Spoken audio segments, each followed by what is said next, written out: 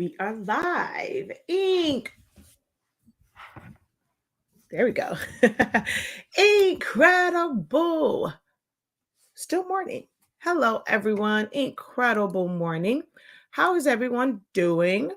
Incredible greetings if you're watching this anytime outside of February 22nd, 2023. It is Wednesday. Therefore, it is our official weekly Q&A with Shakia the Professor. This is a session that is normally great for beginners who have questions that they can't find the answers to, or getting like a lot of different answers to different things, and wants maybe a clear understanding of something. This is ideal for you guys. So if you are a beginner, or if you know someone, you've seen a post in the group and you saw a question that you couldn't answer, there weren't a lot of answers on it, feel free to go ahead, copy the link to this video or tag them in this video so they can get their question answered. All right. Again, I am Shakia, the Professor of HSINK365. We are the home of the amazing product line, honestly speaking, that allows you to sublimate. We carry sublimation products such as paper and ink. We also have heat tape and pigment ink and some other accessories, but the star of the show is our amazing sublimation paper that allows you to sublimate as low as 365 degrees, as fast as 30 seconds. No cover sheet is required for pretty much every application where the substrate won't damage your platens, but it does not bleed through. So if you're someone that does tumblers, you don't have to worry about having extra butcher paper around it, like if you're using a tumbler press, because it's just not going to come out of it. We also have our sublimation ink. So honestly speaking, sublimation ink, our bottles are 140 milliliters. They are keyed for EcoTank printers. So it's easy to fill them, but you can use them. They're ideal for workforce and pigment ink type printers. We do sell the cartridges and syringes for the old workforce. So if you still have one of those and you need to update your cartridges because it may not be outputting correctly, check out our website and order either pre-filled or an empty set of those cartridges. We also have the 812 cartridges for the newer workforce printers, the 7820, 7840, 7310 printers. And then, of course, like I said, all of the EcoTanks, you can pour it in there. So definitely check out our website, shop.hsink365.com. And that's where you're going to find all of our amazing products. We are also the home of 365 Creative Academy, where we help you to unlock your creativity in a wide variety of trainings. Everything ranging from how to do, like the how-to of different projects, event decor, foam board, how to sublimate. We have business ones to help you with the admin and the logistics side of business, website help with the platform Shopify, and more. So definitely check that out as well. You can access that from our website, shop.hsink365.com, or you can go straight to learn.365creativeacademy.com. All right. So right now I'm just trying to multitask, and we're trying to share this out while I do the intro. If you guys have not done so already, give this video a thumbs up. That way you don't forget by the end, because I guarantee there's going to be something that you're going to like, that's going to be helpful for you. So go ahead, give this video a thumbs up, hit the share button, and share it with a fellow creative. All right. I know some of you guys are probably on here wondering if I'm going to do the design bundles because it's the last Wednesday of the month. I am not. I'm not going to do those every single month. If there's not something that really, really jumps out at me, I'm not going to kind of do those every single month. And this month, I didn't find that there were a lot of files that I feel like my audience. I've gotten a pretty good handle of who my general audience is, and the things that were there. It's a lot of actually repeat things that are in this month's design bundles, and it just wasn't. It wasn't nothing. It wasn't anything exciting for me. But you can definitely check out the designbundles.net dollar deals, because it does happen at 12 noon Eastern Standard Time, and it will last for an hour. If you have the membership, you can take advantage of those deals for 24 hours. All right, my lips are dry. Hold on. Sorry about that. I meant to do it beforehand and I did not. So we're going to share this out. I was actually waiting. It still hasn't popped up. That's the other reason why I was on here trying to stall, but talk through it so it's not a bunch of dead hair, because it has not popped up on Facebook yet for me to properly share this out. Oh, there we go.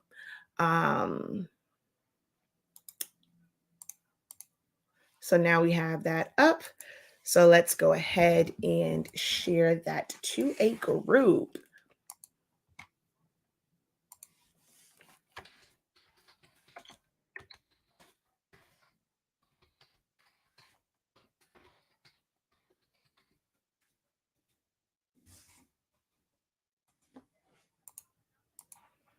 Also, if you guys can drop your city and state where you're watching from, or just drop a hey, how you doing emoji. If you are new here, this is your first time watching or catching me live, maybe someone shared it with you, or you just happen to come across it over on YouTube. Maybe you have subscribed, but this is your first time actually being on a live video. Let me know that in the comments as well.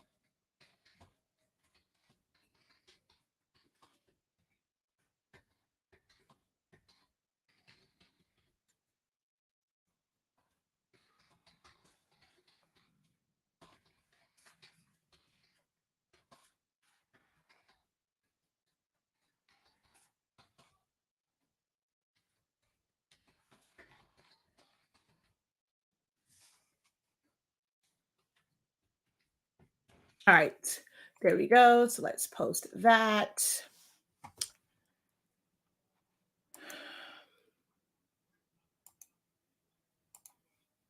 I just have to put it in my other groups, so post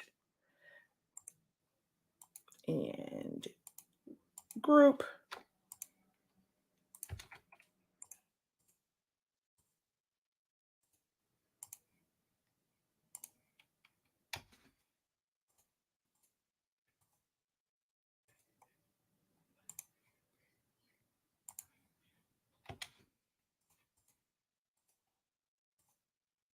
Oh, I can't believe I just did that. I can't believe I just did that. I didn't mean to copy link. I meant to share. I can't believe I just did that. Okay, hold on. Y'all got to give me 1 second. 1 second.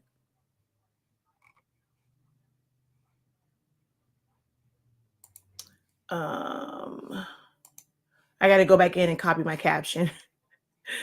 Because I made a mistake and hit copy link. Just bear with me. I know it takes a little minute to get this all shared out.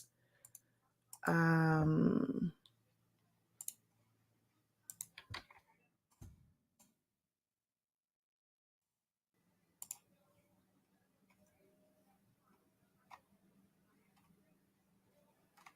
right. I think that's everywhere I can share.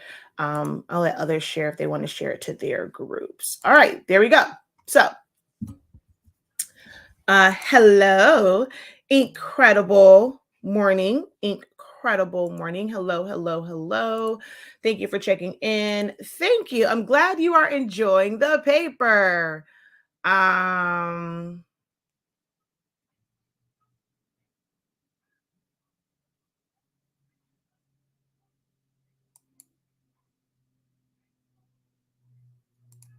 All right, we're going to go ahead and do that. I didn't see anything that I thought was worth it this month. Yeah, it really, I mean, I think the only thing maybe just for content purposes would be those sugar scrub. Is it called? I mean, sugar scrub. Uh, is it sugar skulls, I think is what it is. I think of Encanto when is it Encanto? No, not Encanto. What's the other one? Not that one, not Encanto. It was way before that.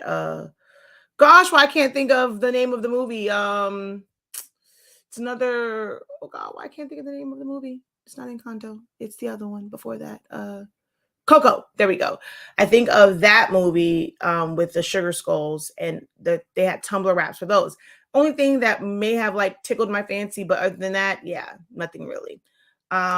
Incredible morning, incredible morning. Hello, hello, incredible morning. All right, so get you guys to go ahead. We've got to get this help the algorithm out. So go ahead and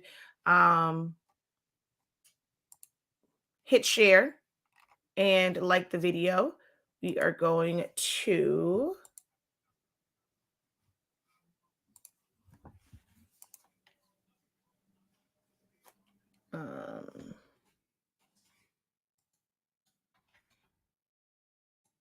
go there.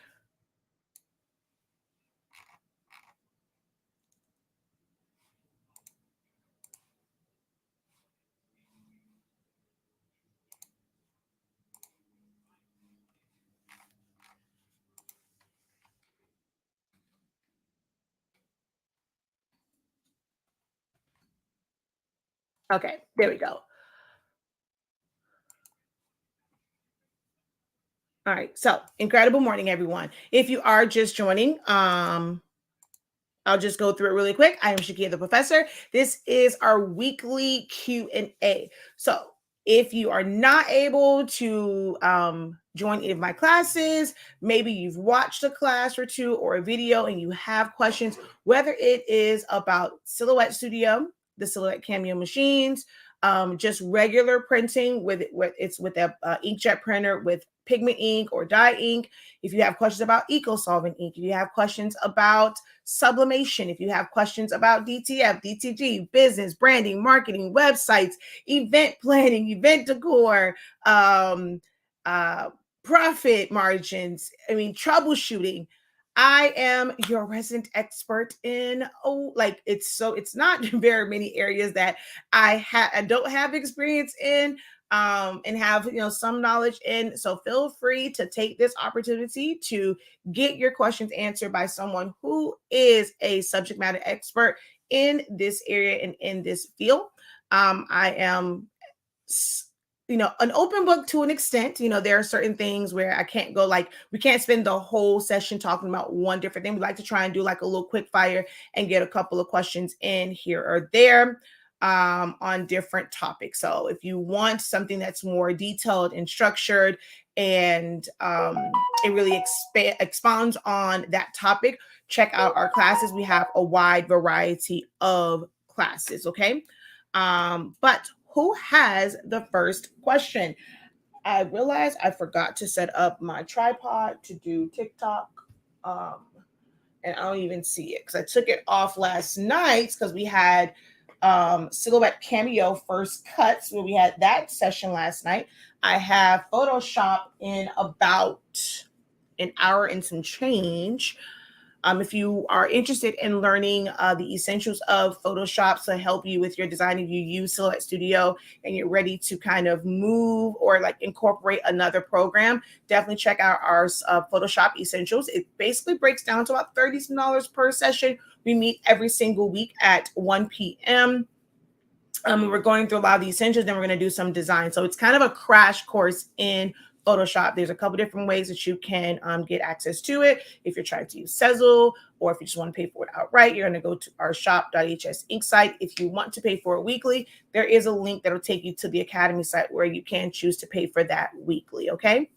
Hello, everyone. Incredible afternoon. I'm already saying afternoon like it's 12. Incredible morning, everyone. Let's see.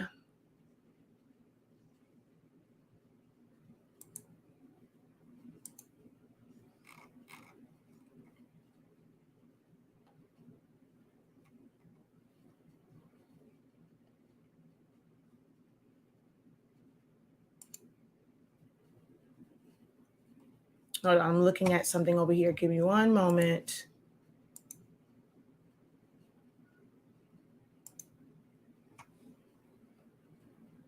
See, yeah, I saw it pop up. So what is happening is someone commented on like the one that I shared. I can't see your comments on my live stream. So if you happen to click on this video because you saw it in one of my groups and I hit add everyone, if you can click on that video itself, that way you go to the actual live video, I will be able to then see your comment. So if you posted a comment and I like, let's say if you're well, depends, like, you know, if you post them, I'm looking for them now, but I will get to them. So I'm going to kind of keep another window open to go back in just in case someone did not hear, you know, me say that you have to click on the video, but I just saw the notification pop up. So I'm going to answer this question, but I don't see it on my feed. It just so happened that I saw that notification pop up. So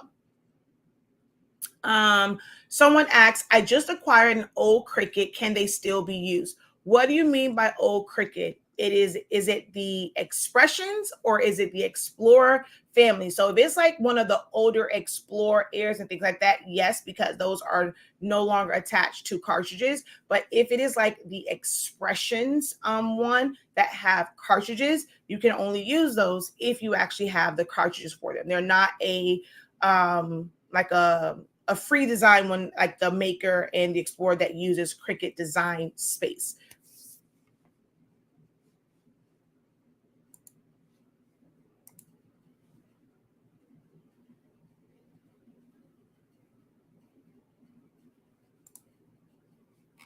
Okay, let's see.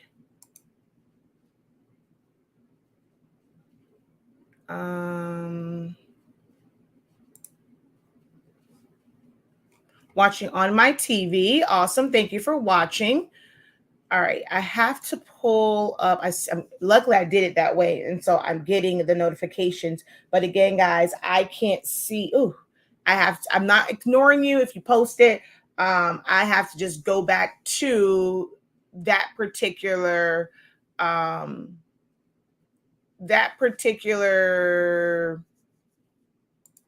video so that I can actually that particular post so that I can actually see your comments because I shared it and it's just like a shared post. So I am not ignoring you guys. I promise I'm not ignoring you. I just have to go through it to be able to see it. Okay. Let's go through here.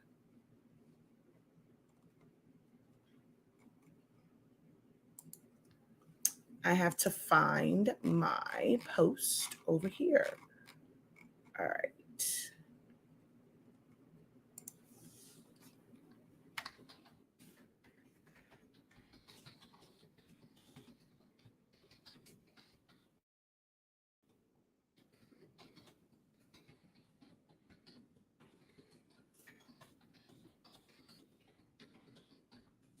Okay. Let's see. All righty. I don't know if you're used to Cricut or not, but beta's new update. Oh, I did a whole video. And the print and cut is not matching the print to cut. Wait, hold on. Use Cricut or not, but beta is a new update and the print and cut is not matching the print to cut. So you have to do a calibration of it. I don't have a Cricut machine, but I did a whole video on that topic yesterday. So you can definitely go and check out that video over on Honestly Speaking's YouTube channel. Will your sub ink work in the Epson Pro F570? Don't do it to yourself. And when you buy their ink, it is just maybe like a few dollars more. I think their ink is about $18. So as much as I would love to say, yes, go ahead, put Honestly Speaking ink in there. I think that is, if anyone recommends that you put a third-party ink in a printer that is made for sublimation, and it's like it's not super expensive. I know how people feel about like the Sawgrass, it's super expensive and things like that. I mean, you can put it in there. You may experience some color differences. I know for sure, like their black has a blue base or like a purplish base to it. Actually, more like a blue base to it. Ours has more of a, it's like a brown, like a reddish, it's not really purple, it's more like a reddish tone underbase to it. So it is going to be different. They have ink that is made to match their color profile, and it's not super expensive at all because you're not getting cartridges. It is just the bottles of ink. And they are about like $18 for 140 milliliters. So you can definitely use theirs. I mean, I can't say that I've ever put it in, I don't have one of those. And if I did get an F570, I would most likely use Epson's ink because it's made to match their ink. Taking ink out of any type of tank printer is not an easy feat. So putting our ink in there just to test it out and then putting theirs, like going back and forth, that would just be too much. So I cannot say that I've actually, experienced the colors or seen how it looks if you put honestly SpINKing ink in there, because I'm going to always say, for that, something like that, where it's meant to be a sub printer, go ahead and get their ink. What size paper do you use for fans? That is a loaded question because it really depends on the size that you're making it and how many that you're doing. So if I pretty much, for a lot of my grad fans and even just like I call it keepsake fans or occasion fans, I have like really two ranges, a small, and that is where it can basically fit as a print and cut onto 8.5 by 11 paper. But of course, if I'm doing multiples of them, I have a wide format printer. So I can use 11 by 17 or even 12 by 18 paper. So I'm going to put 2 on one sheet of 11 by 17 and just have those cut out.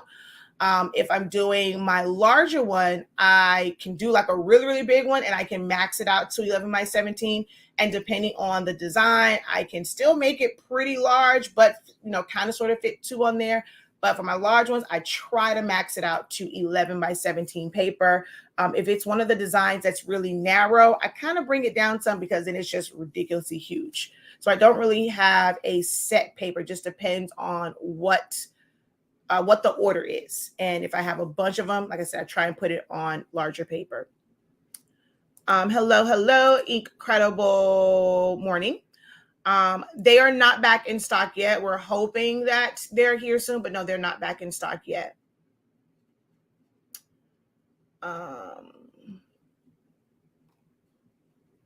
So what it does, like what the update did, was it allowed you to use different size papers. So now instead of just being limited to, was it A4 and 8.5 by 11, you now can do 8.5 by 14, which is legal. You can do 11 by 17. You can do A3.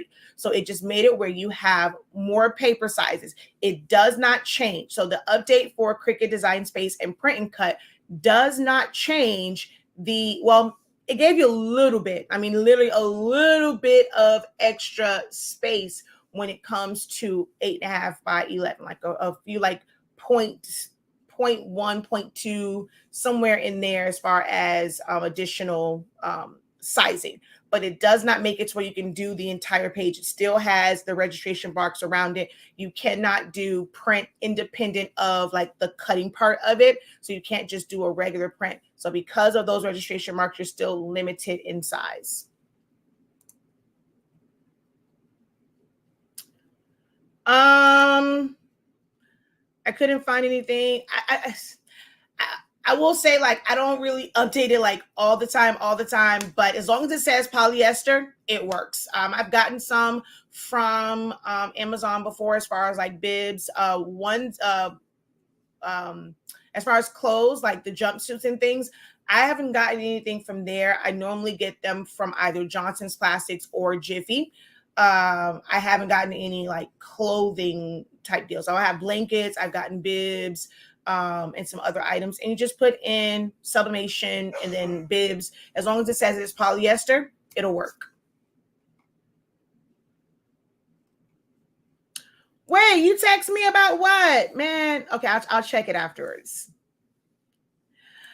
Good morning. How do you clean the rollers of the 7210? I clean all of my rollers pretty much the same way. I use disinfectant wipes such as Clorox wipes, Lysol, whether it's the Maker's Mark or, whichever one. And I just kind of put it underneath it and go back and forth. Now, The newer workforce printers are a little bit different because it has 2 rows of rollers. So try to use, I kind of have to use the method with the card because you got to have it really stiff to push it past both sets of rollers. So that one is a little bit harder to clean. But for the one that you're referring to, the 7210, which is the older workforce, I just take a little cloth, put it in there, and just go back and forth. I have a video on that. So if you search honestly SpINKing, SpINKing, and then clean rollers, that video will come up for the EcoTank printer, as well as a separate one for workforce. Now, if you don't want to do that,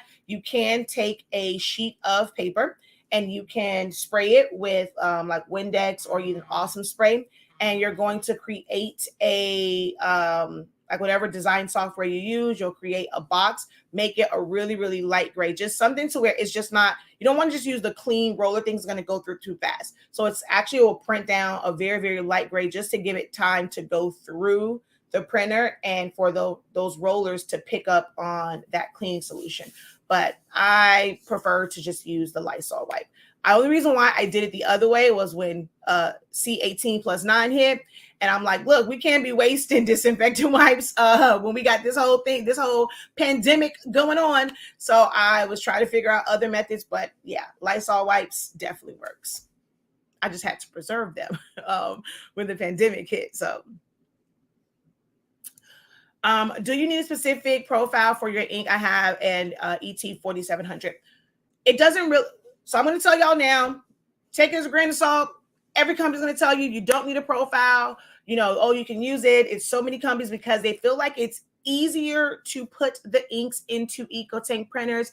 And they're going to say things like, oh, it's formulated for EcoTank printers.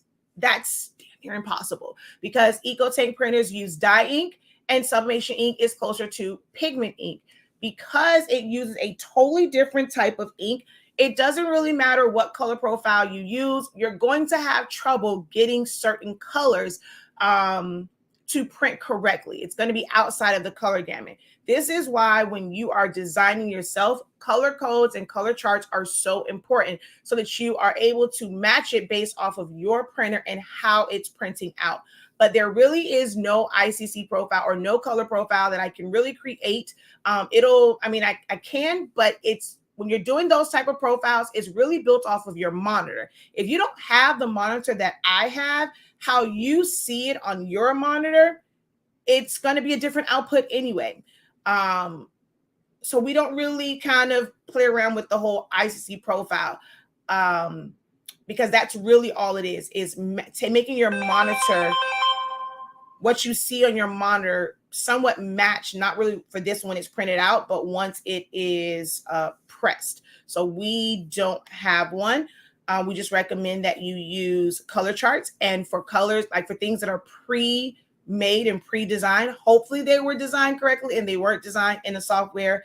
As far as adding colors, I can design in Silhouette Studio, and if I'm adding colors, I'm using a color chart. I never use the color palette there because those colors are just all off.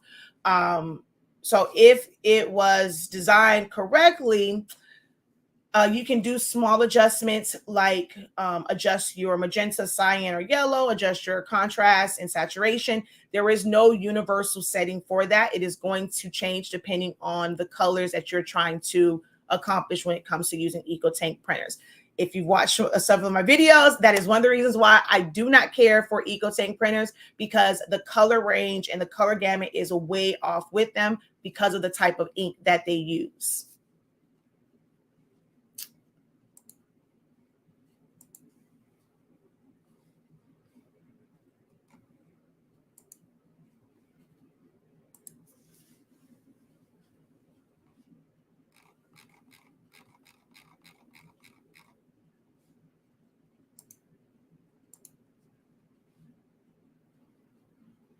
Where can I get a CIS for the Epson Workforce 2010? I have no idea. I've never heard of a 2010.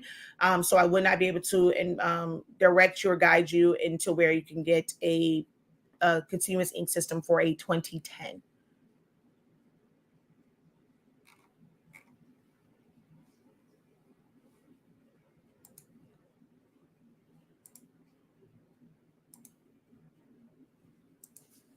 Let's see. Haven't caught you live in a long time. Well, I'm glad you caught me live today. If you have a question, go ahead and post your question. So it is a mock-up, but not like, I mean, if you're looking at like how people will do their mock-ups like in what's that thing called? Photoshop. So there is an overlay on it. As long as you have and you filled your design into that template, there's an overlay that goes over it. You can take a screen grab of that or save it as a JPEG. And then you'll have to remove the background. So there's no way to really do a PNG version of the mock-up, but there is a mock-up overlay. You're welcome. Hello, hello. Thank you for watching from Canada. Oh, so it did pop up. Okay, it did pop up. I am taking the TextFX class. Where would I direct my questions? You can either post it in the student union, so you do have access to that. You can also post questions on the video. That is, so whether you're watching the live stream one, you can post it there. It's better if you also put a timestamp on it. If you're watching the broken down versions, you can put the question on there also. So there's a lot of different places you can post a question, but the student union also works. It's just, if it's for something specific on there, just make sure that you put this timestamp. And I mean, we're not going through the whole lesson. So if you have a question right now and you want to post it, you can post it here as well. All right, so good afternoon. I'm having issues with jamming in my 7210. I'm using 8.5 by 11 photo paper, 30 pounds. It has recently been jamming in both the tray and the back. So it might be to where your guides that pick up the paper have gone bad. Printers don't last forever. The mechanisms on the inside can go bad, especially if you're using like a workhorse, it's like continuous use. That just may be the issue. So if it's happening from the tray as well as the rear feed, probably nothing you're going to be able to do to fix it when it comes to that thicker paper.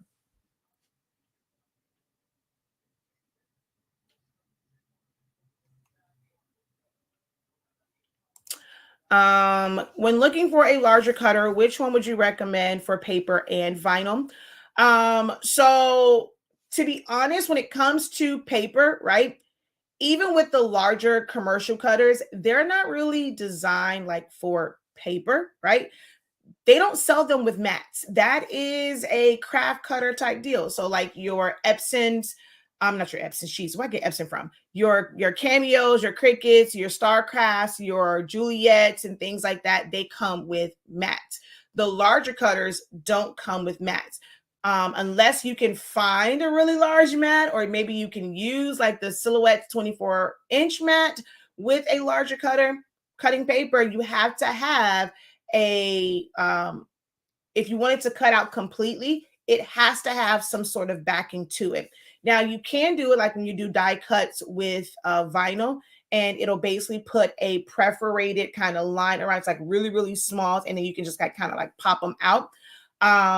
So if you're wanting to do it that way, just have to set it up where it's going to still leave like little bridges and little connectors so that it doesn't completely fall out of the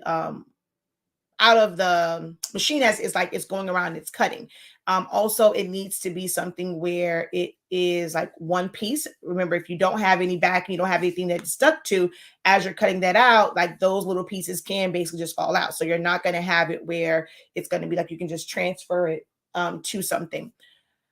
Most larger cutters, it's used for cutting things that have a backing, whether it's vinyl, HTV, or adhesive vinyl, maybe even like sticker papers. But you'll still, if you want to do paper, you're still going to have to use one of the cutting mats, whether it is a branded one like Silhouette, Cricut, or even the third-party ones or white label brands of mats.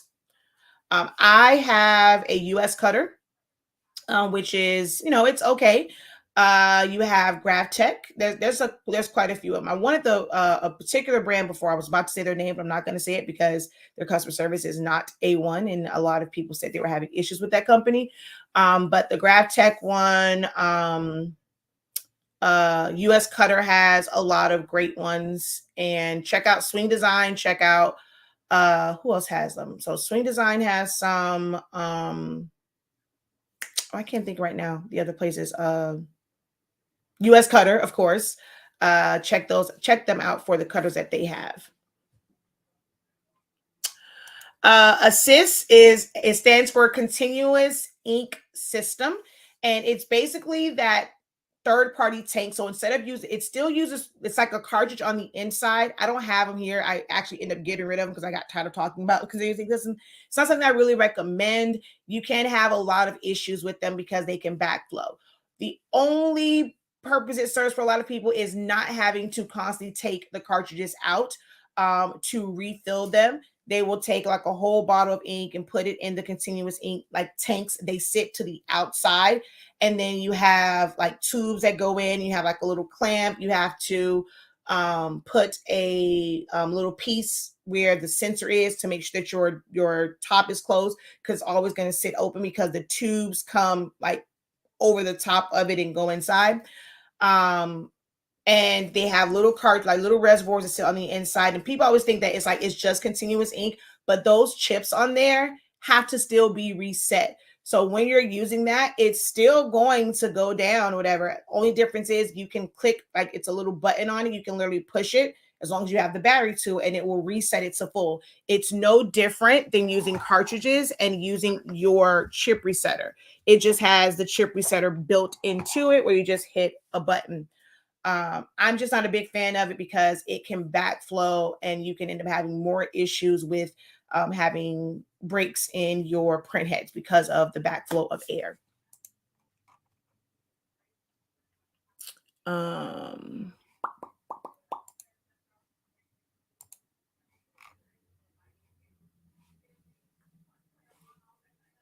just I keep checking the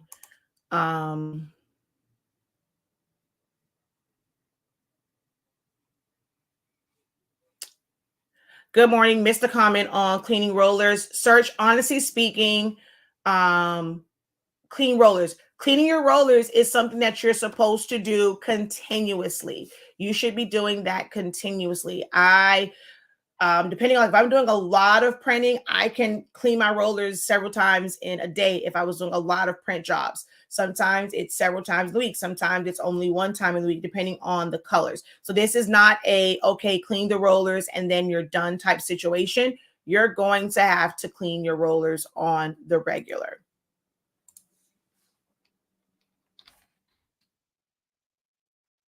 And it also depends on the paper that you're using and whether or not it's a paper that's like a high release. It is like kind of sits on top like our paper, which is one of the reasons why I don't recommend using plain paper. I mean, premium presentation paper matte. It puts down a lot of ink, and you're gonna have to clean your rollers like after several prints. After a few prints, you're gonna have to clean your rollers if you're using a high ink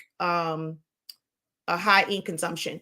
If you're someone that's doing the DTF, the Sublimation DTF hack, you're going to have to clean your rollers often if you're switching between the film and paper, because the film is designed to not absorb the ink so that it stays wet and you can put the adhesion powder on the back. So if you're someone that's going between the two, you need to be cleaning your rollers often, because when you go from that film back to the paper, you're going to get the pinwheel marks.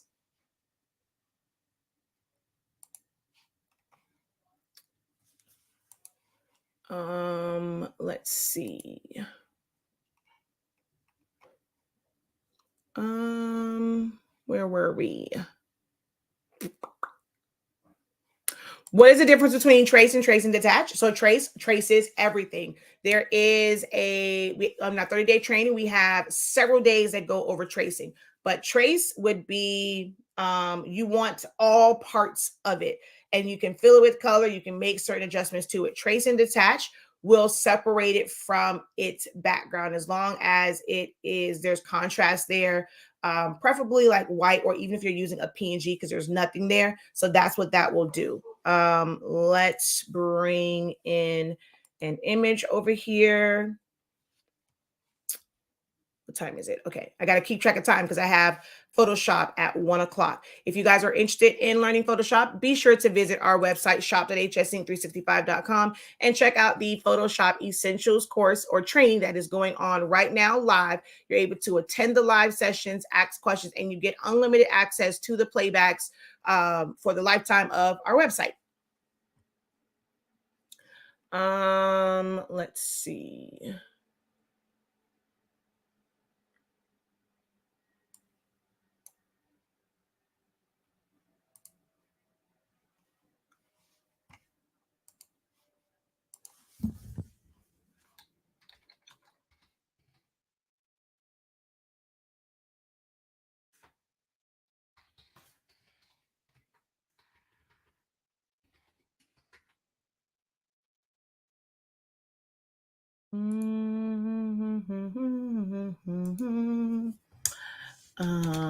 Clip art.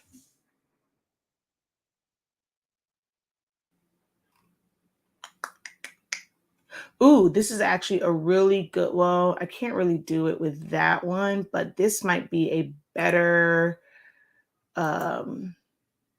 example of the two. So let's go paste on that one. And then let me grab this one. Copy image and paste. Okay. All right, I'm going to go over to Celestia. Let me just look. Yes, it means continuous ink system, but I've never heard of 2010. So I'm not sure if you have the number correct, but I've never heard of 2010.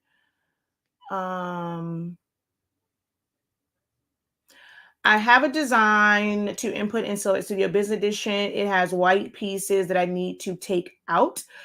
So you're going to do a trace, and then you would let me look for one of those as well, where you can take out the middle. Let's just say I need something else where that one doesn't have a middle piece to it, so it's not going to work for that one. Let me find another image that may have an inner white piece or inner piece. Nope, not that one. Ooh, that's a good one too. So let's copy image and paste. Ooh, that's a blurry picture. Can't use that one. I'm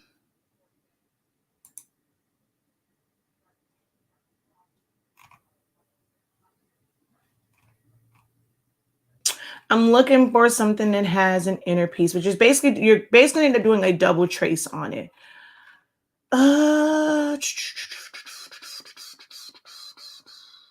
of these. Okay, wait. Do you have? I mean, kind of, sort of, but not really. Oh, it's a true PNG though. Can't use that without saving it. I don't want to save that to my computer. Dang it. Why is it that when I want something that has a cutout in the middle, I can't find not a one? Okay, maybe because I'm still trying to look under Paw Patrol. Let's see. Let's go. Let's just look up the word creative.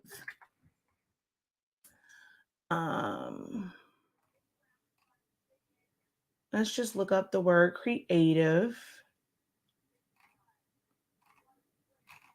and look for it in a couple different ways. So,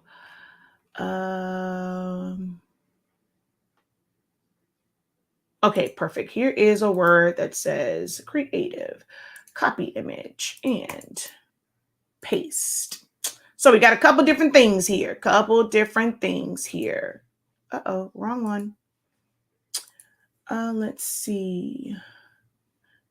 Yes, we sell the refillable cartridges. You do still have to buy the replacement chips. So you can keep refilling the cartridge, but you have to change out the chips.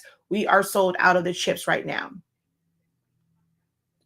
But yes, we do. So if you're out of the chips and you don't have anywhere else, like another site to buy them from, you can buy another cartridge and just use the chip off of there. But you're still paying for the full cartridge. We're just sold out of them. I don't plan to do it. I don't plan to do those every single month. One, I feel like I'm enabling you guys to get a bunch of stuff that you really don't need just because I'm saying how they can be used and you really have no intentions of using them that way. So even though it's $1, if you're spending $5, $10 every single month and you're never using them, that's a waste. And I didn't really find anything that was interesting to me. So yeah, I'm not doing anything for the designbundles.net dollar deals today.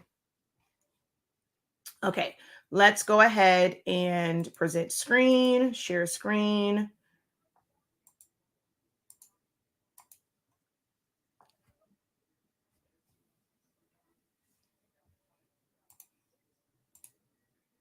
All right, so your trace and detach. We have our 30-day training, and we go through this in detail, and you get a lot of examples and hands-on. You'll see like the students actually go through them.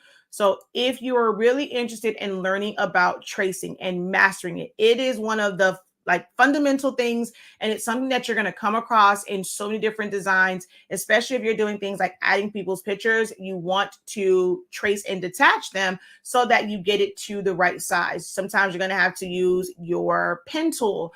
Not pen tool, I'm saying it from because I have Photoshop today. You have to use your edit points to refine the way that trace comes out. We talked about that in our first cuts class last night because the Tiana, she had a little bit of white around her, and that is because of the way that the image is and how it was traced and detached.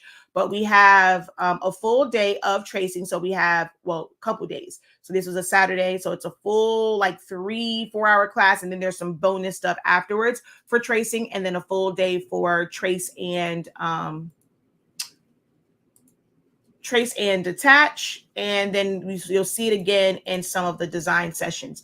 Definitely check out Essentials to Silhouette Studio. It's a 30-day training that breaks down all of the essential tools of Silhouette Studio.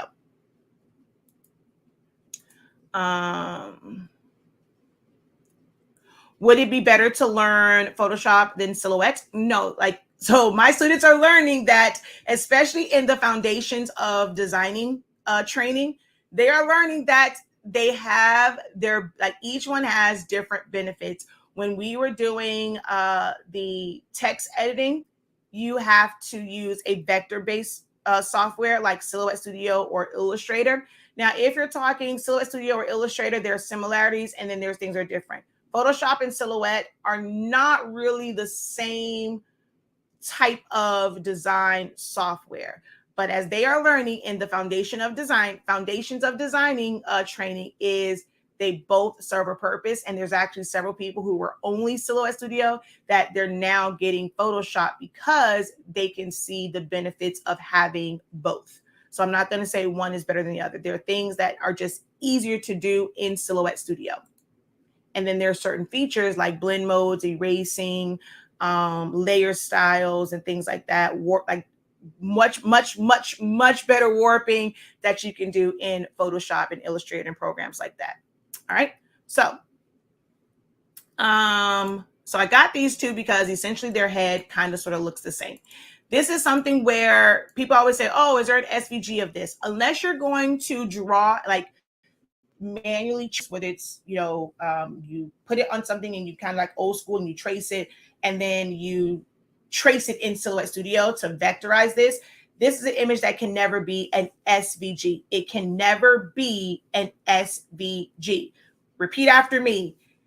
An image like this with all of the shadowing and the colors are blending together can never be an SVG because of how it's made. SVGs have defined paths. They're filled with solid colors. This can never be that. So this is something that you would do as a trace and detach. Now, it can have a vector mask or vector outline so that you can cut it with a machine and cut around the outline, but you won't be able to change, like, well, you can change it, but you have to create a mask over it.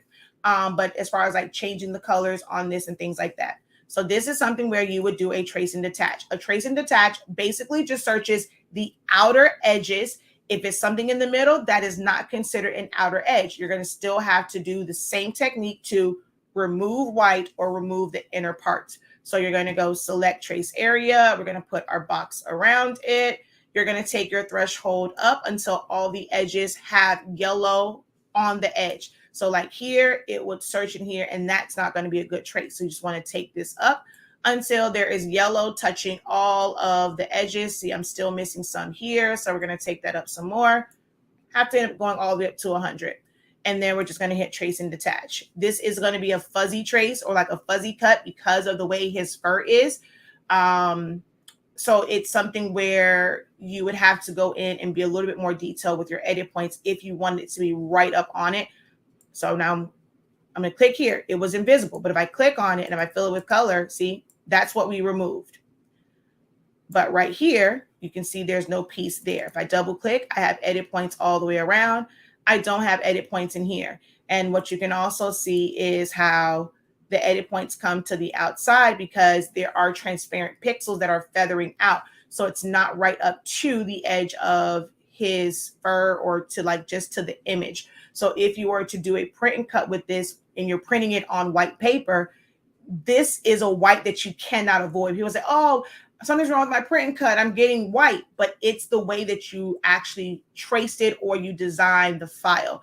So sometimes it's not that your cuts are off, it's just the way your image is. And this is one you'd have to go in and manually clean up, but I'm not going to do that. So for this part right here, you're going to notice it's going to be the exact same steps. So I'm going to do another trace.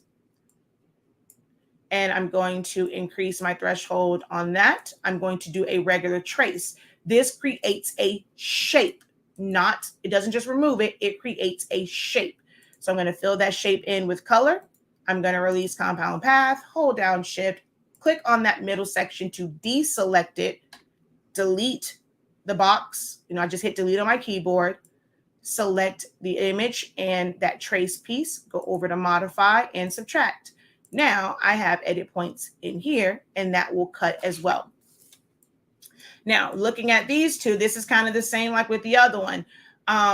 This can be something that was, originally sketched out with lines and stuff in a vector-based program and then filled with color and use different blurs and blend modes, but like blurs and kind of filling in different color segments and using Gaussian blurs and stuff like that. But this most likely started off as a sketch, then you take it into something like Photoshop or Procreate, and then you start to add colors and do things like create, like what looks like hair and stuff like that.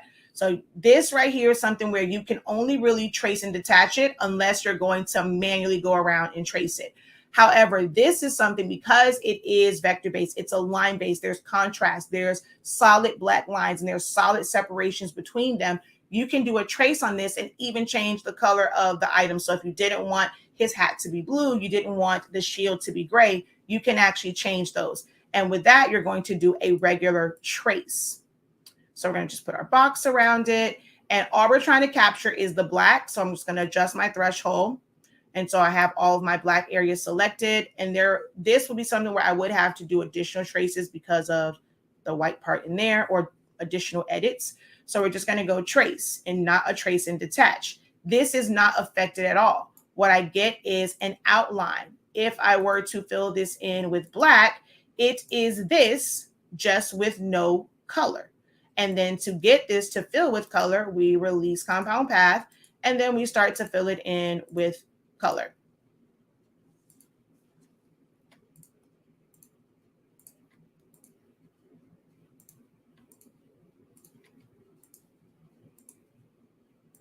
And so here I can make his hat whatever color I want it to be. I can make his shield a different color.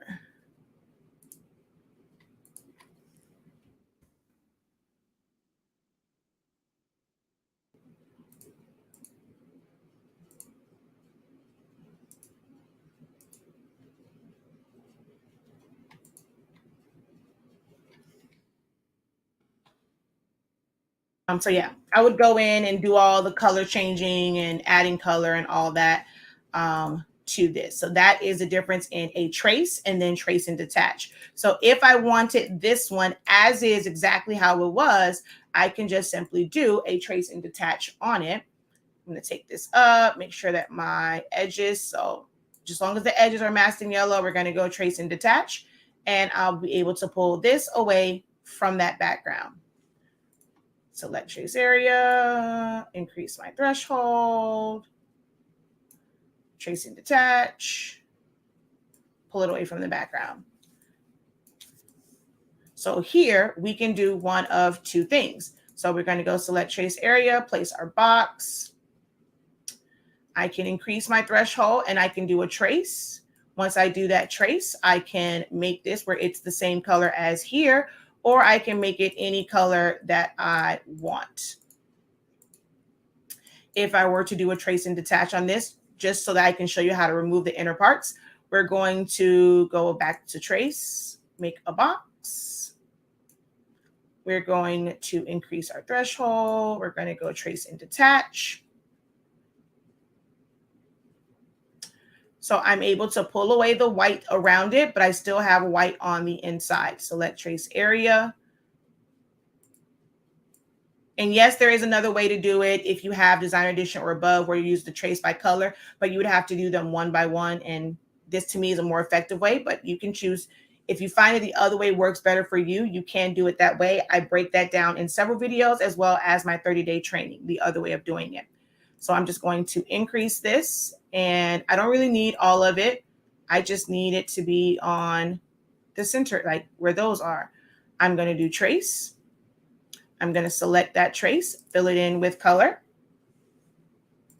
I'm going to release compound path, hold down shift, click where all of those middle or openings are to deselect them, delete everything else, select it, and subtract. Oops, it's not connected. So we're going to just do this side, subtract, subtract, subtract. So that's how you remove the white parts. I love your honesty and appreciate all your help and knowledge. You are very welcome. Darn, that's a hard one. Silhouette Studio is a great software to learn, and there's a lot that you can do with it. Like once you know how to use it, there's a lot that you can do. It's just that you're going to bring in, I mean, even in Photoshop, really, if you're not someone that's creating all of those tiny things, you're still going to bring in a lot of elements and bring in JPEGs and PNGs and things like that. And then you can just accent it and change different colors, or, you know, add brush strokes or add different effects, but you're still bringing in images. You still have to download, you know, purchase and download text or get free text. Silhouette Studio is just like that. But for certain things like fading something off, you can't do that in Silhouette Studio. You'll have to use outside softwares to fade it off and then bring it in first. So it's little things like that. But Silhouette Studio, I mean, this is the reason why I teach it. It is great for beginners who are getting into designing. It truly does allow you to get a better understanding of designing, getting a better understanding of a more robust graphic software. Cricut can do some things, but I mean, it just can't do some things. Being able to like adjust your edit points. And that's why I said pen tool, because you have like your pen tool in Photoshop. So when you get a good handle of adjusting your handles and things like that with the edit points and Silhouette, it makes understanding the pen tool a little bit easier. When you can understand things like cropping, it makes understanding clipping mask and things like that a little bit easier. Depending on what it is you're trying to do. Like, you know, you have merge layers in Photoshop. You don't have that in vector-based programs. So there are advantages to each one. Adjusting image quality or colors in photos. So when you're really photoshopping something, big difference. The way that you would warp in Silhouette Studio, you have a lot more warp options, and you have things like liquify to Photoshop things, whereas in Silhouette Studio, you kind of just have to use the warp function and, you know, put all the grids on it and move it around. So you can do a lot. If you ain't seen my content and the things that I do, this is why I am the #1 instructor of Silhouette Studio, because I'm not just teaching it to you for you to use it with the machine. I have created full-on obituaries, yard signs, graduation stoles, like full-on graphic things in Silhouette Studio. This is what makes me the #1 instructor, because I go beyond the surface level of what most people think the program can do. I don't have a 15,000, so I can't answer that for you. I believe the trays only fit 8.5-inch wide. I don't know if you can put 11 by 17. I know 13 by 19 goes in the rear. I think 11 by 17 does as well, but I don't have one. So hopefully somebody who has a 15,000 can let you know what size paper fits in that tray. We're still live right now, my love. Oh, and then y'all must have been really engaged in that whole tracing talk, because no questions were posted during that time as I was going through the tracing. Uh-oh. Hold on, I gotta go back.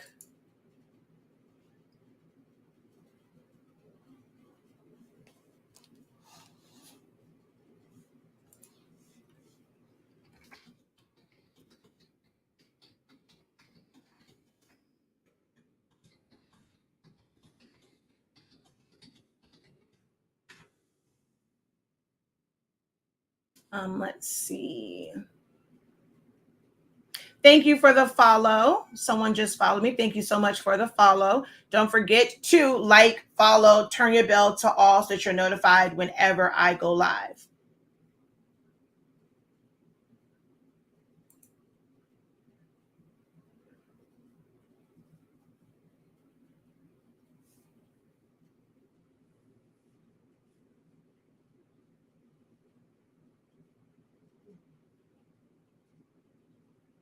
So it's 11 by 17 paper from the front tray.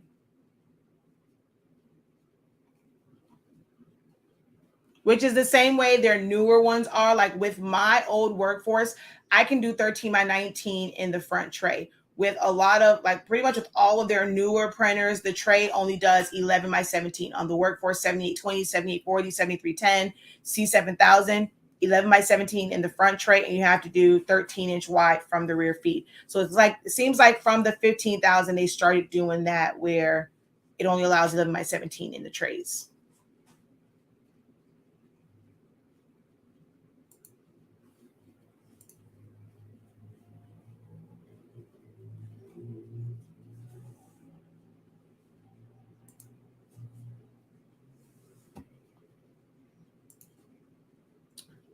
Let's see, make sure I'm not missing anything. Just going through the comments on the group post.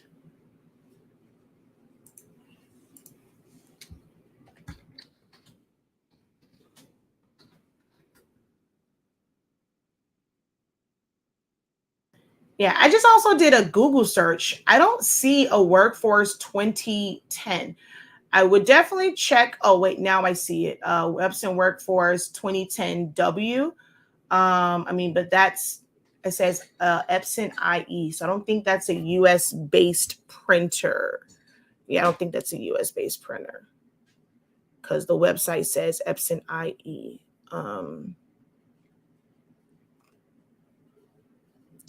And then UE for Europe. Yeah, I would not know anything about that particular one.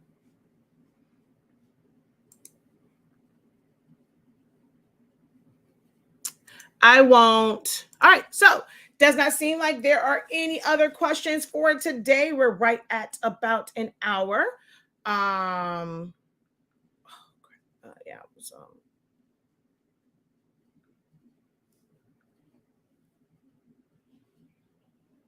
hold on.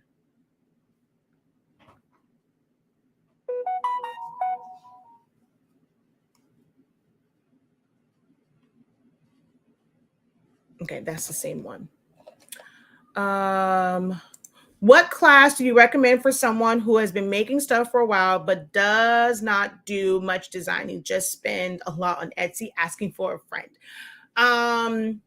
So Silhouette Studio, like learning, so like you have to learn the foundation of Silhouette Studio so that you'll know about, because a lot of times your designs are created by cropping something, subtracting something, changing colors, adjusting the edit points, things like that.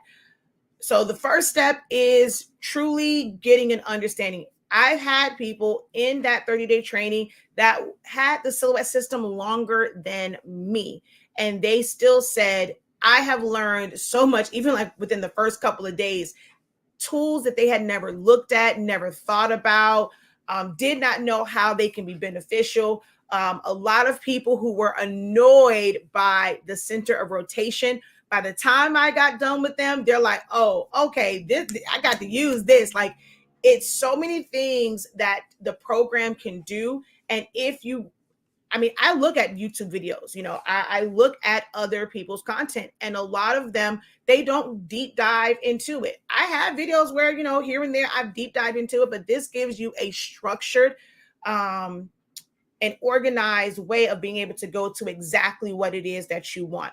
So I recommend that everyone starts with at least Essential Silhouette Studio. If you think you know Silhouette Studio, I guarantee you there's going to be something in there. You're like, oh, wait, oh, that's how you do that. I didn't know this.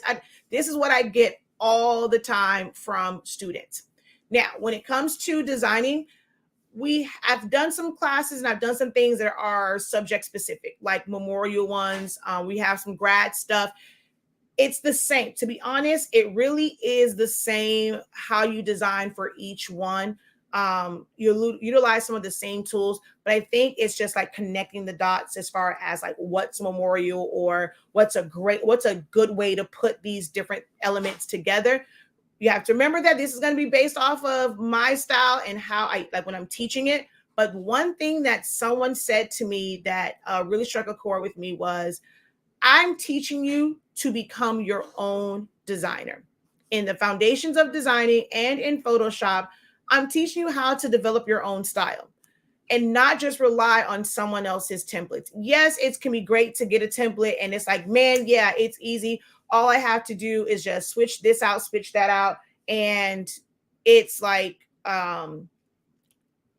you've created something and yeah, you can easily sell it to your customers, but it's not your own, right? I can look at a lot of the stuff that you guys do and I know exactly where you got your templates, like where the design came from. I know it's not something that you created yourself. So my goal and what I do is teach you how to be that person where you can, you know, help other startup designers and you're creating templates, or you can just develop your own style. So I will do like memorial ones and give you different ideas. We've had the one for chip bags and water bottle labels. I've done one for grad stuff. We've done like text effects in Silhouette Studio. We've done the switch off, the switch up, the face off, the switch up of the face. We've done switch ups of SVG files. Man, I mean, I really just teach you how to design, to understand not just the how, but the why, but the whys that you can do it for yourself. Now, the foundations of designing is one like right now, we're going through it a lot slower. We did what was called the designing crash course, and I went through a lot of different design, I guess you say like, not say techniques, but so like we did like word art, we did posters, we did like, you know, focusing on text designs. Man, I can't think of the other stuff that was in there. So the crash course one was 10 days and it was just a lot of different things, like just different styles and that you can implement in different ways. The foundation of designing is really taking you through how to determine your layout, your composition, how to choose the correct fonts, what to do with fonts. I'll share with you guys some of like from the homework assignment that they had this week. I'm going to go here and let's put you on screen over here. I'm about to love on my students a little bit here.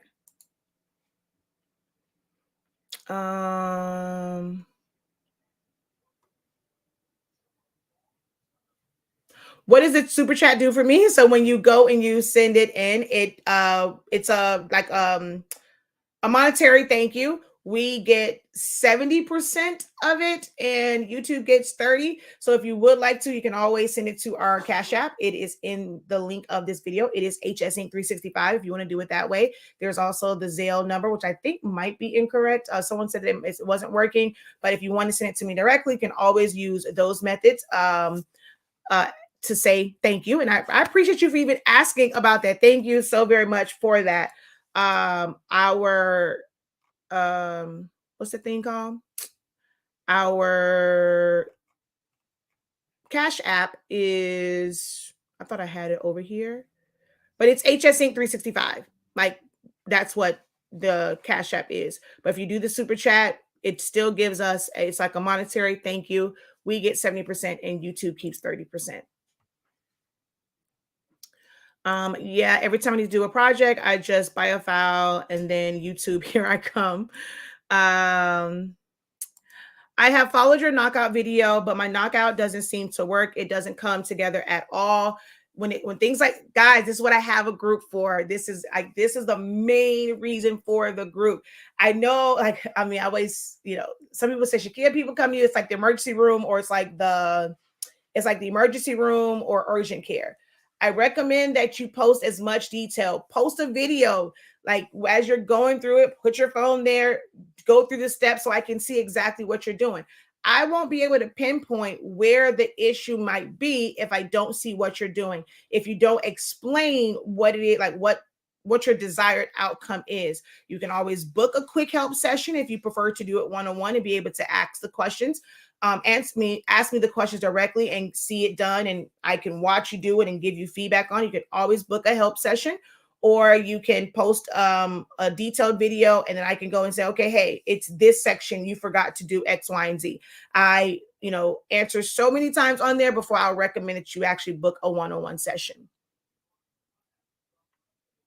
Yes, it is definitely a lot to learn. If you're thinking that you're going to come into this and you're going to learn all this in a couple of weeks, a couple of months, I've been doing this for years. I look back at some of my old designs and I'm like, it was great for back then, but with the knowledge that I have now and the experience that I have now, I can tell that those were in my beginning stages of it. I am going to be 42 this year. I first got introduced to graphic designing when I forget which part of the year was in. So I either 16 or 17. I just know that it was my 11th grade year. And that's when I got introduced to graphic designing. So we're talking years and years and years and years and just studying it. For me, a lot of it was self-taught, but that's because I was doing this well before I wanted to start a business. I didn't get into graphic designing just to do it for a business. I spent a lot of time just creating things that really made no sense whatsoever. And that is one of the things that I encourage my students in the creative design. I told them, just start with your name. This does not have to be for any specific order or like project. Start with your name. Oftentimes you don't create things for yourself. So I'm going to go ahead and share here. So I end up giving a font, and the task was to create your name in a bunch of different layouts. Some of them took it, even further to add a lot of color to it. You're going to see some that put different gradients on it. Some people use different text effects, using some offsetting. This is, this had a center to it. So even little things like that, like how to make the fonts look different. So if you look at Tamika here, and then you're looking at this one, the fact that the center of the O is missing. She connected the M and the N, connecting the K, mixing uppercase with lowercase, putting offsets. So the M became the L right here. And then on this one, she made the I connect with the L. We have a mixture of uppercase and lowercase letters here. We have a mixture of colors here and offsets. And then this was a different one. And you can see where we're adding different offsets. And this is something I encourage them to do, is have the same exact file. Like, we're not changing anything on it. And all you're doing is looking at it in a different light with different colors. So some of these have 2 colors. This one has 3 colors. Then we have some gradients. this is what you're going to do and what you need to do, and you need to do it repetitively. So this gave her practice 2, 4, 6, 8 different times. I recommend 10. Like I do my cheerleaders, we repeat stuff 10 times, and you have to do it correctly 10 times before we can move on. That's what I do with my cheerleaders.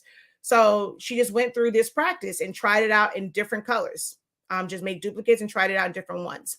So now we're looking at this again. We remember she had the name over here, right? So going through all of these different layouts to come to this one. And now what can we do to make this stand out? So we're adding different patterns. We're doing different colors. We have a mixture of things on this one. Oh, I really like this one. I mean, it's just creative in having, you know, the M go into the L for the Lachey part. Then we have, you know, this one where she put her name at the top. So she filled it in with the spatter, bringing in, I was like, oh, she just being real fancy. She brought in images. The task, the homework was for just text, but she went in and she brought in some PNGs to kind of show it's the paint, and that's where this splatter is coming from. She made a gradient. She used our fade bars. You can do it with the gradient as well. We teach that on day 11, I think, of 30-day training. But she, because someone asked her and she said she used the fade bar for that one. So you're going to see a couple of different ones. This was the one that Ms. Dawn did. So she did some offsets that are pushed to the side to give it more of a 3D look. And if you saw on someone else's, their offset went to the right and down. Hers is to the left and down. You can even go to the left and up. And she also put it like on a mock-up, and she added an image to it. So but she's also been with me for a while. So I kind of expect this from those students because she's been in programs with me for a while now. So they tend to think a little bit more outside the box. All the newbie ones, like all the new people to my courses, they'll get to that point as well. So that was it without the mock-up. I love what Miss Cheryl did. So she also, another student that's been with me for a while. So she brought in butterflies, having like how it's positioned, and look at how beautiful that shadow is right there. And then just flipping things. So she did hers where it's more of a slant. She added some offsets to hers. I like the flipping. When I saw this, I was like, ooh, I have a shirt that I did that for my birthday. And I was like, the world changed completely. And the first part of it is backwards. So she played around with a lot of edit points. And that's the joke. Like, to you guys, it may seem like, well, what the heck is that? It's not really nothing, you know, it's not anything major. But what this task was meant to do was to challenge you and force you to use tools that you don't often use. I did not want them to think of it as it being for a project or for an order. I just wanted them to practice on adjusting letters, edit points, adding different colors, adding offsets, and they had until Monday till I came off of vacation, and it was people that was posting stuff on Monday left or I said, yeah, they know I was going to come for their butts if they didn't post that homework. So then she added an image to it as well, put the jersey number in there. So there's just so many things. All y'all, let me tell y'all about this one. When I saw her do this with her daughter's senior pictures, I was like, oh, wait a minute now. Because this is somebody who, when I tell you, is brand spanking new, has never touched a design software.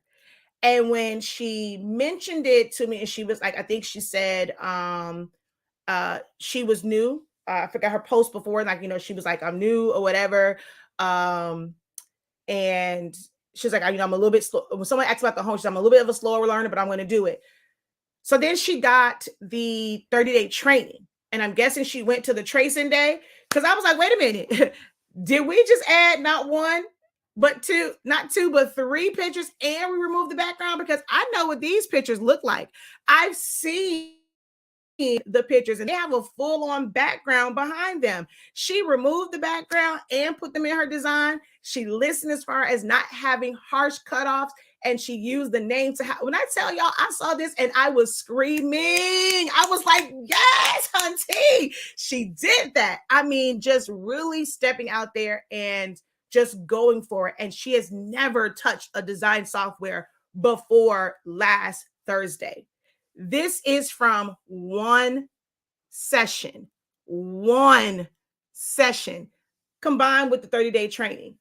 And this is what I was like, yes, yes, yes, yes. Let's see who else. So you saw the first one. So when she had that color gradient and now being able to like extend that down, putting her first name in like nestled into the L, that was a part of like the little challenge that we did. So this one you just couldn't see because it was on a white background. That's important to note, things like that. How it's going to appear on, when you're creating logos, think about how it's going to appear on different things. So you would need to have either a dark background or you have to have some sort of offset or outline around this for it to stand out, because the majority of it is white and it's on a white background. This one I absolutely loved. Played around with different gradients and fade bars. She added an image to the inside. And then things that I picked up on is how she moved her E over. She did the offset to cut it away, so it's cut into the R. Girl, I saw that. I peeped that. The G has been tilted, and then just kind of having the offset and stuff on her name. So that was that one. Love what she did here. And then she has like this galaxy field in the background, having the offset, changing out the O for the alpaca.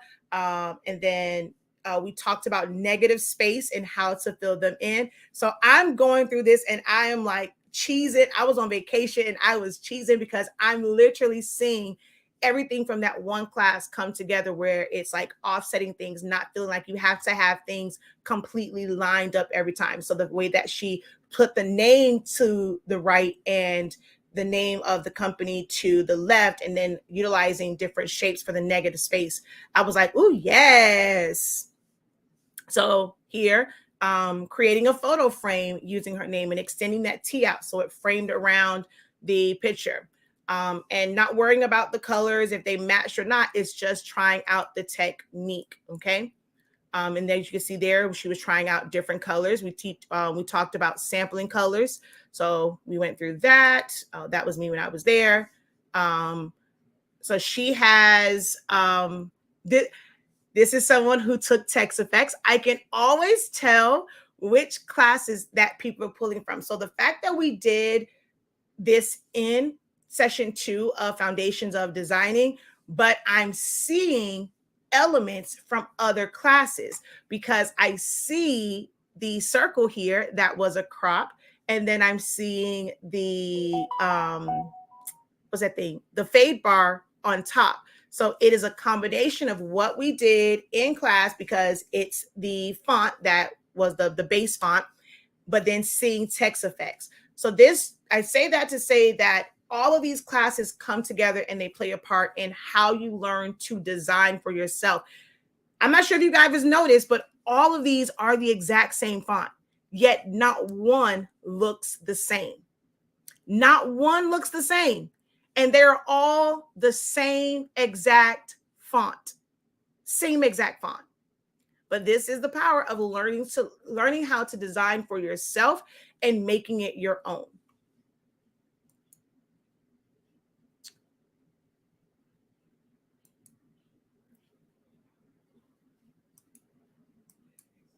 I think these are like other things here. She was working on some party favor stuff. I don't know. I think that was because based off when the class was, that should be the last one. Yep. So that's that. Let's see.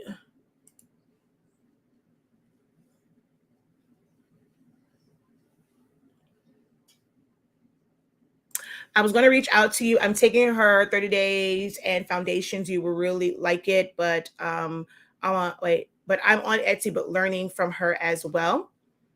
There's still things that you may have to get from Etsy, like base or foundational images, and then you can make it your own. Because if you're not someone that can draw and color in, maybe, like those Divine Digital Diva babies, you'll get that and then you'll mix and match them. You can even change the color of, I did a class called the Switch Up, and we changed out the colors of like different parts of their clothing. You can then add it with text. You can learn how to make it into a chip bag template, a water bottle template, be able to put it on a shirt for a gender reveal or baby shower or something like that. So there's still going to be some elements that you're going to have to buy, but you don't have to buy full on designs, especially if it's just text. You can learn to create those text designs yourself with whatever fonts you have in your arsenal, or just go download a new font from Creative Fabrica.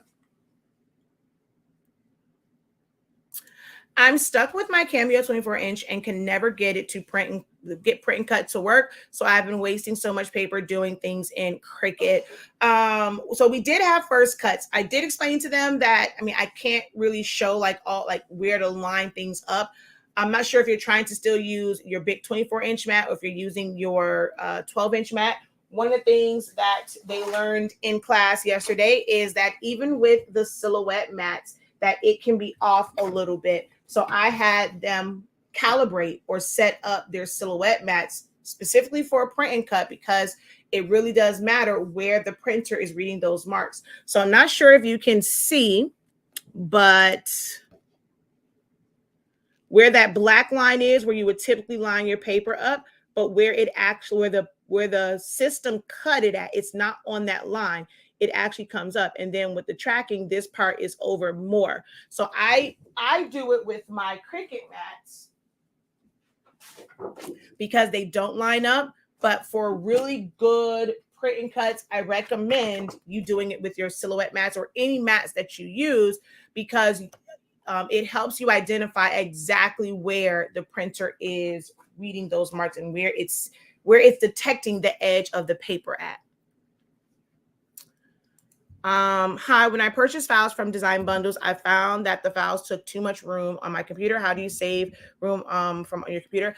I use a WD My Cloud, so I use an external cloud. So whether you are using your own external hard drive, if you get an in-house cloud like WD My Cloud, or if you end up getting a cloud-based service like Dropbox, OneDrive, or Google Drive, that's where I recommend that you store those files at.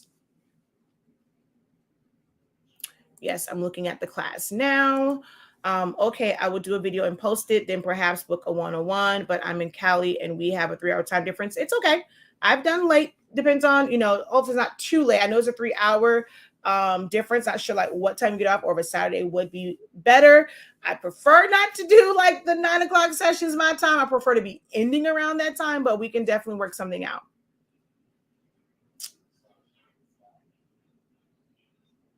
Why is that so true that I never create for myself? I always look for swaps. Thank you. Yeah, right. It was absolutely amazing what they created. You are very welcome. Oh, it's 1 o'clock. I gotta go, y'all. I got Photoshop. Lord Jesus, I'm talking to y'all. I gotta go. My Photoshop class is right now, and then there's a 10-minute grace period. I gotta go, y'all. Until next time, have a great one. Continue to unlock your creativity. Be incredible. Peace. Look down at the time.